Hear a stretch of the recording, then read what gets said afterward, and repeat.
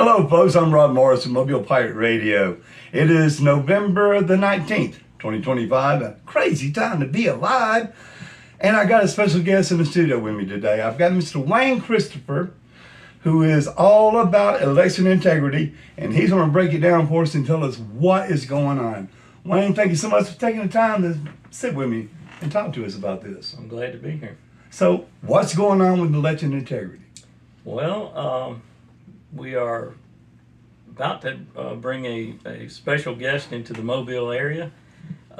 His name is Dr. Douglas G. Frank. He's going to be doing a public presentation on December 6th at the Tillman's Corner Senior Center on Navius Road. Hope everybody can come out and see it, and I'd like to maybe plant a little bit of curiosity in your minds about elections. Not so much doubt as curiosity, but it seems that people should be looking into elections, but they're really not. Mm-hmm. A lot of people say, what's the sense of voting? My vote don't count, but of course it does. Yeah, there's a lot of apathy. But first, I'd like to point out a couple of things that have happened recently. Some of you may remember that our D&I director, the Director of National Intelligence, Tulsi Gabbard, she made a statement back in April at a cabinet meeting. And if I could, I'll go ahead and read it. So sure, please do. Mess that up. She said, "We have evidence of how these electronic voting systems have been vulnerable to hackers for a very long time and vulnerable to exploitation to manipulate the results of the votes being cast." Now, that was back in April. And if you think about that, if I was the person that is the chief election officer for a county or the state, in the county you have a probate judge who's the chief election officer in your county. You also have a secretary of state who's the chief election officer in the state. If I was one of those two people, I would be very curious about that. You would think that they would be looking into it, or at least coming out with some kind of a statement to explain how she's wrong. But you're not hearing a thing. I haven't heard any of them say anything about this. So that's kind of curious itself. Why a statement like that deserves looking into. Absolutely. Most people, if it was their job, they would do something and look into that and come out with some kind of a statement. But that's not the case. So that's the first thing it's kind of curious. Why is that going on? The second thing, Dr. Frank, he's been looking at these elections for quite some time, since the 2020 election. Exactly. He was on stage with Mike Lindell looking at the 2020 election on the computers and all, trying to find forensic evidence of some fraudulent doings, right? Yes, he had originally was called into Pennsylvania because of his field of expertise. He's a modeler. He does a lot of modeling, and he's a physicist, a scientist, inventor. Yeah, just a number of things. An amazing fellow, highly credible. He's got about 60 peer-reviewed articles in scientific journals. Wow. So he's credible. What he found in Pennsylvania, I don't want to get into too much about him, but what he found in Pennsylvania was alarming, and he tried to take that to the officials, who did nothing. And he kind of, at the time, he says, well, I figured it was just an isolated thing in Pennsylvania.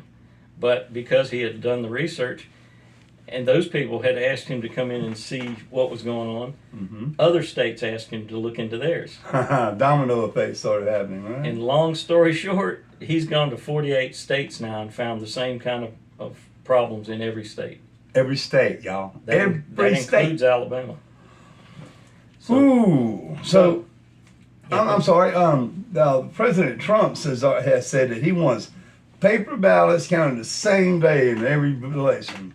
We got that going on in Mobile, right? In Alabama? We have paper ballots, but the problem is we're putting them into these electronic machines. Yeah, I've done that, yeah. Tulsi Gabbard says are vulnerable to hackers and vulnerable to exploitation to manipulate the results of the votes being cast.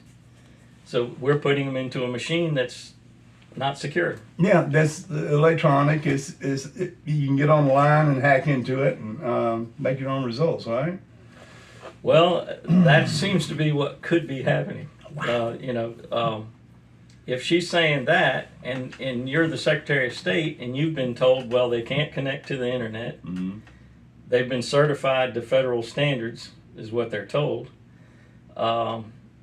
We do these logic and accuracy tests locally in every precinct, all around different counties. Everyone does these tests, so everybody feels like they're secure, but apparently they're not.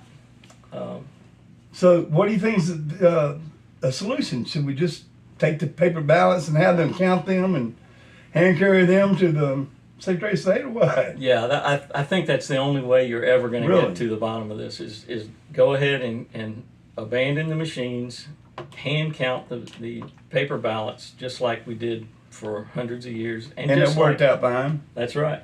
And there's hundreds of other countries that do it this way, and they do it in an efficient manner, and they're accurate.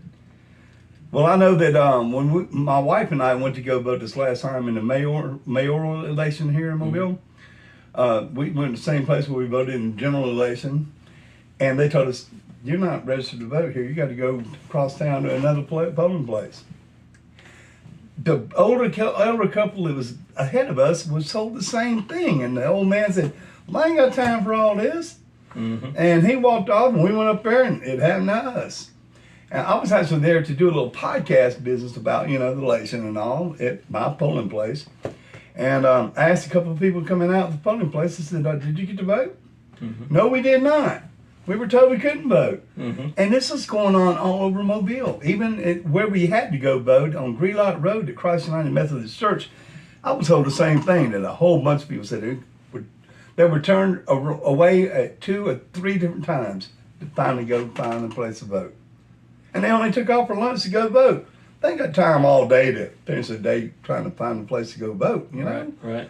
So it all sounds really wishy-washy to me. Yes. The local elections here in Mobile. Yeah, and I think that happened throughout the state. I've heard tales of things happening up in Jefferson County during that municipal election as well. Machines going down, which I think you may have heard of that in Mobile County. Some of the machines went down as well. Sure did. There's just too much going on with these that's questionable. It's time to get rid of them. Yeah. Forget the machines. Let's go back to the old-fashioned way to counting. Give everyone a bean and put it in a cup, a different colored bean for each candidate. For all I care. Whatever you got to do. Keep it simple and get it done. Yeah, and really, what's wrong with that? Why should the election system be so complicated that you have to have technical experts come in and show you everything about it? And you're really not allowed to look anyway. You can put as many poll watchers in there as you want, but they cannot see what's going on inside of that machine. Exactly. You got so many hackers these days hacking into everything. Yeah. Closing down airports, closing down businesses and governments, and yeah, I think we need to do away with these electronic machines to get back to the old-fashioned way of voting. That's a good point. And what Dr. Frank is going to show is that another aspect of this is that the voter rolls are being manipulated as well. They're inflated everywhere you look. In fact, in the state of Alabama, we're one of 9 states who have more voters registered on the rolls than there are eligible citizens. Is that right? In the state. Yeah, one of 9 states that are like that. That means we don't have accurate voter rolls anymore because according to what he says, he's looked into it long enough, he's got a good feel for this. He says basically you should have about 70%, not 101% for sure. Exactly. We don't need no dead people voting. Yeah, Come that's on. right. That's right. Or people that have moved out of town or live at P.O. boxes and all kinds of things like that are all through the voter rolls. That's crazy. Yeah. So somebody's got in there and clean up the voter rolls in Alabama. Yeah, and the solution to that is going to be that it cannot be centrally controlled by the Secretary of State any longer. You're going to have to bring it back to local control. If you think about the origin of this country, you have things like separation of powers. That goes along with the same thing for example, your diversification of your investments. Mm-hmm. You do that so you don't have a high risk of having everything in one place, all your eggs in one basket. Exactly. What we've got right now is all our eggs are in one basket. The Secretary of State has control of it, and we don't have control of it. And so if anybody happens to get in there and manage to find a way to hack into that, they can manipulate those rolls. Well, part of that is that the federal government has started meddling in our elections and enforcing laws that they've made that require them to leave people on the rolls longer than they should be. But it's gotten so complicated. I mean, you've got that massive database that the Secretary of State is in charge of, and how can he possibly know? He doesn't know those people. So it's just data to